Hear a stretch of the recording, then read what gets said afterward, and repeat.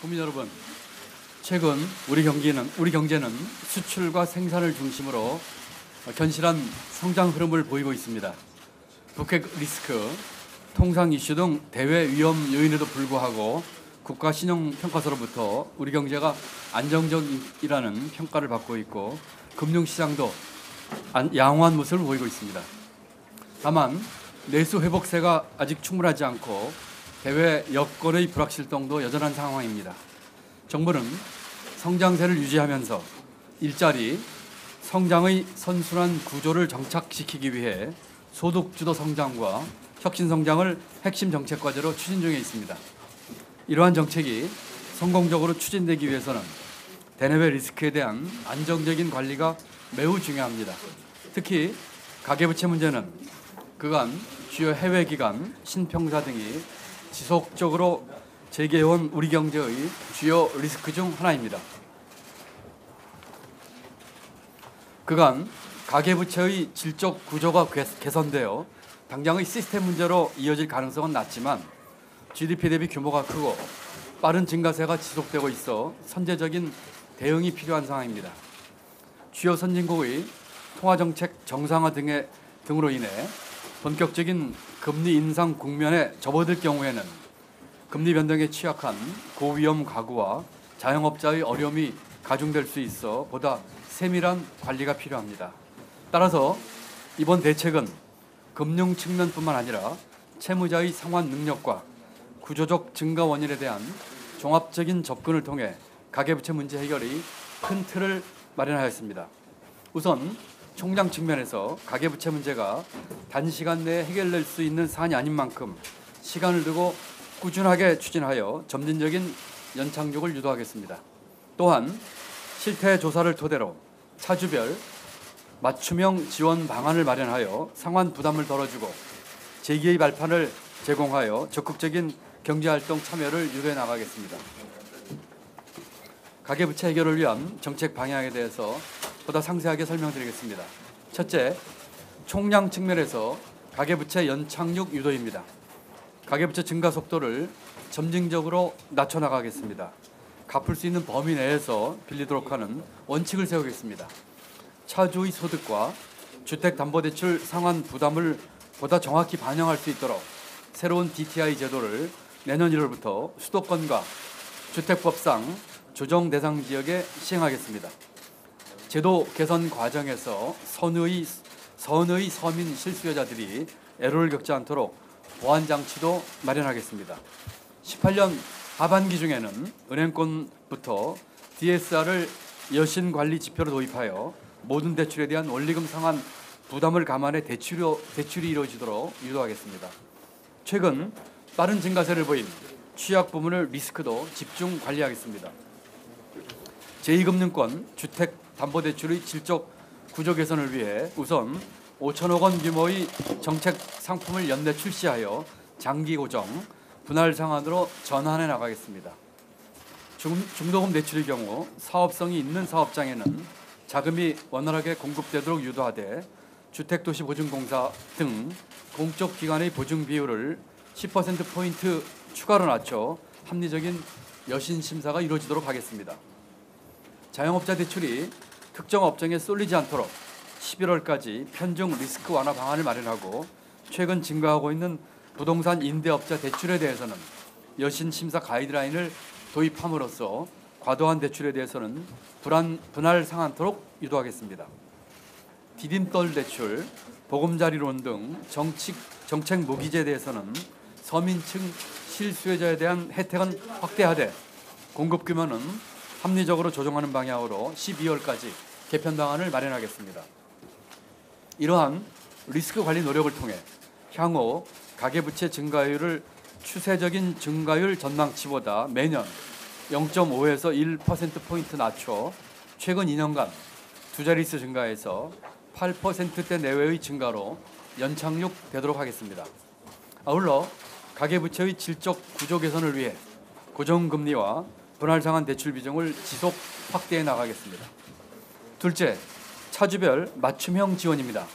실태조사 결과 전체 차주 68%는 소득과 자산 측면에서 상환 능력이 충분하고 29%는 소득 또는 자산을 감안할 때 상환 능력이 대체로 양호한 것으로 분석되었습니다.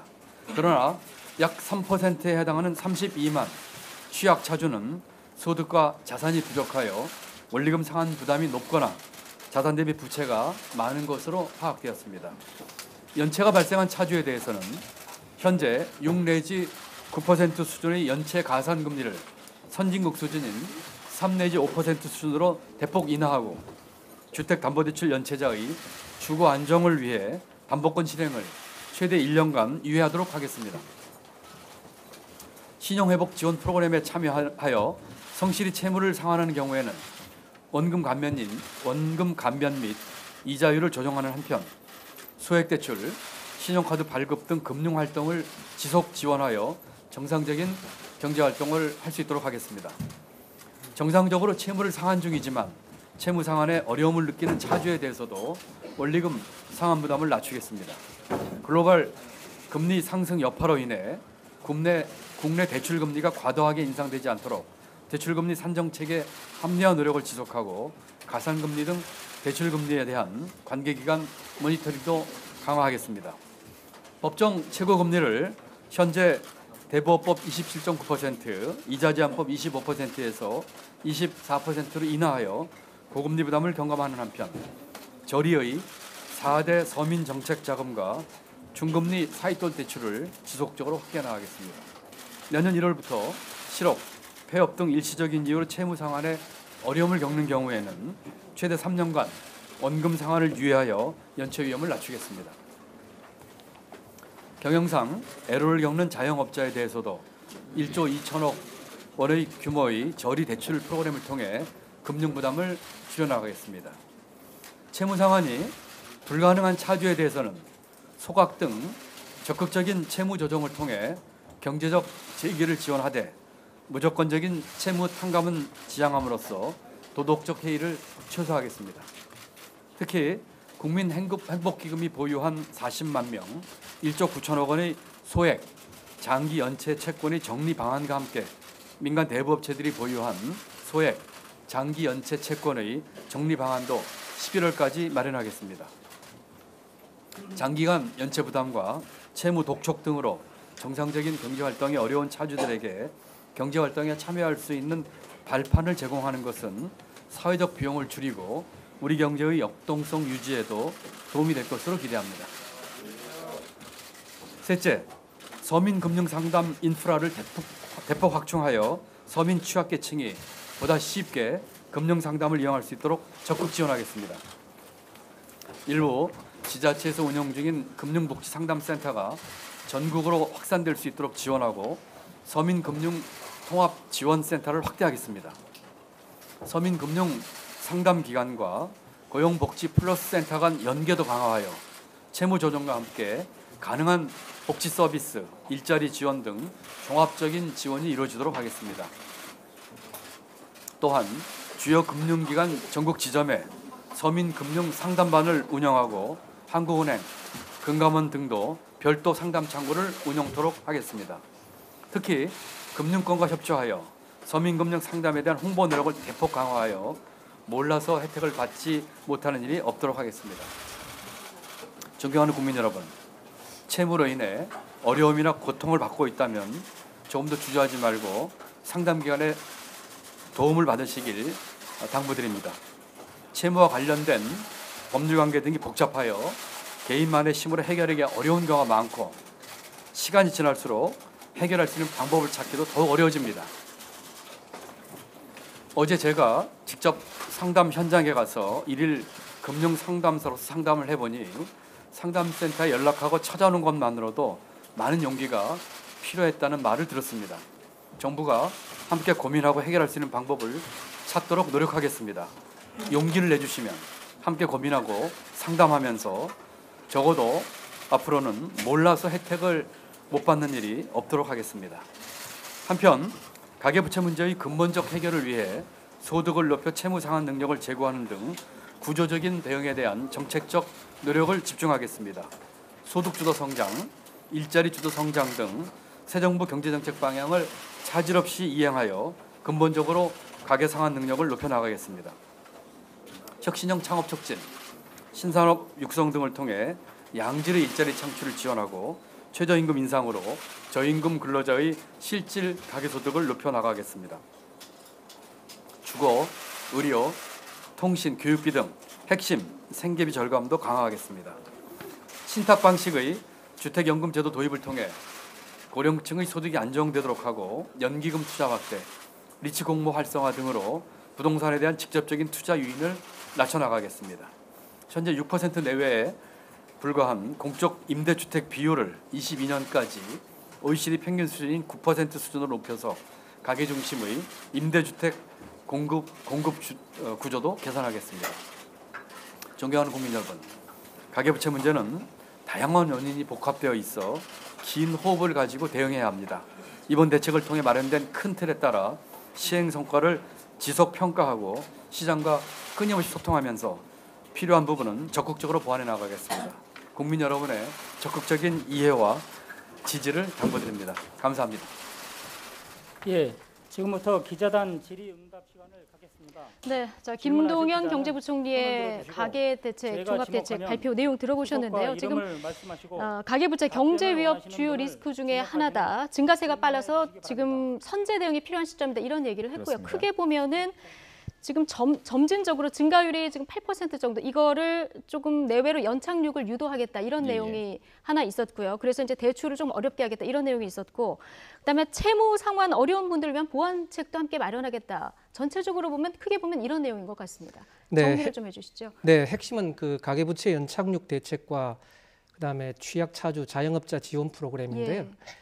가계부채 연착륙과 관련해서는 그 가계부채의 연평균 증가율이 8.2%, 예. 8.2% 안에서 억제하겠다는 겁니다. 예. 이 8.2%라는 숫자가 어떻게 나왔냐면은 2005년부터 2014년까지 10년간 가계부채 연평균 증가율이 8.2%입니다. 아, 예. 그렇군요. 네, 근데 2015년, 2016년은 박근혜 정권이 그 빚내서 집 사라는 정책 때문에 그렇죠. 가계부채가 증가율이 매년 10%를 넘었습니다. 예. 그래서 이 가계부채의 두 자릿수 증가율을 향후 5년간 매년 8.2%로 낮추겠다는, 억제하겠다는 그 겁니다. 안에서 이제 조정을 그 안으로 들어오도록 밑으로. 연착륙을 예, 그렇죠. 유도하겠다. 예, 매년 가계부채 증가율이 8.2%를 넘지 않도록 하겠다는 겁니다. 예, 그렇죠. 예. 예, 그를 위해서는 주택담보대출을 억제를 해야 됩니다. 그래서 주택담보대출 억제 방안으로 내년 1월부터 신 DTI 제도 도입. 네. 이 신 DTI 제도 도입이라는 것은 뭐냐면은 현재 주택담보대출을 받을 때 DTI를 산정을 하는데요. 그렇죠. 이때 기존 주택담보대출, 예. 그 두 번째 주택담보대출을 받고자 할 때 네. DTI를 어떻게 산정하냐면은 기존 주택담보대출은 이자만 포함이 되고 있습니다. 기존에는 예. 이자만 포함이 현재는 됐었는데. 이자만 포함되거든요. 예. 예. 근데 이걸 내년 1월부터는 원금도 포함하겠다는 겁니다. 그럼 굉장히 그 대출한다고 확 줄어들겠네요. 그러네요. 네, 예. 그 DTI 40%를 적용받는 연소득 5천만 원 가구의 경우 지금은 연 2천만 원씩 그 갚는 두 건의 대출이 가능하지만 신 DTI가 적용이 되면은 사실상 두 번째 대출은 어렵을 가능성이 높습니다. 네. 그 다음에 그 아파트 집단 대출도 지금 억제가 됩니다. 수도권과 광역시의 중도금 대출 보증 한도가 네. 현재 6억 원인데 이게 5억 원으로 줄어들고요. 예. 보증 비율도 90%에서 80%로 10%포인트 낮아집니다. 예. 그다음에 그 내년 하반기부터 DSR 예. 즉 총부채 원리금 상환 비율 제도가 도입이 되는데요. 이건 한마디로 말해서 뭐냐면은 대출 가능 금액을 산정을 할 때 주택담보대출뿐만이 아니라 자동차 할부, 예. 마이너스 대출 여기까지 다 포함하겠다는 네, 겁니다. 개인의 나가는 모든 건 채무를 다 네, 그렇죠. 포함을 예. 하는 거군요. 그러니까 그 다주택자나 예. 다중채무자는 사실상 대출이 불가능하다고 보면 됩니다. 그렇군요. 예. 자, 자영업자 지원 프로그램도 짧게 정리해 주시죠. 네, 이 우선 신용 등급에 따라서 그 3,500억 원 규모로 맞춤형 대출 상품을 자영업자에게 신규 공급하고요. 예. 소상공인 지원도 늘려 나간다는 계획입니다. 특히 그 소득과 자산이 부족해서 그 부실화 우려가 큰 취약차주에 대해서 194조 원 규모의 취약차주의 대출금이 194조 원인데 네네. 이들에 대해서 그 지원을 확대한다는 거고요. 확대하고요. 예, 그다음에 국민행복기금이 보유하고 있는 1조 9천억 원어치의 그 부실 채권, 그 소액 장기 연체 채권에 대해서 그 다음 달까지 정리 방안을 마련한다. 아마 소각 방안이 포함될 예. 가능성이 높습니다. 그러니까 전체적으로 보면 갚을 능력을 좀 꼼꼼히 앞으로는 따지겠다. 그러나 조금 이렇게 어려운 분들을 위해서는 지원책도 강구하겠다. 자, 오늘 가계대책의 골자를 보면 이런 내용인데 이게 앞으로 시장에서 장기적으로 어떻게 반응할지는 좀 두고 봐야 될 것 같다는 생각이 네. 드네요. 알겠습니다. 경제부 김원배 선임 기자와 함께했습니다. 고맙습니다.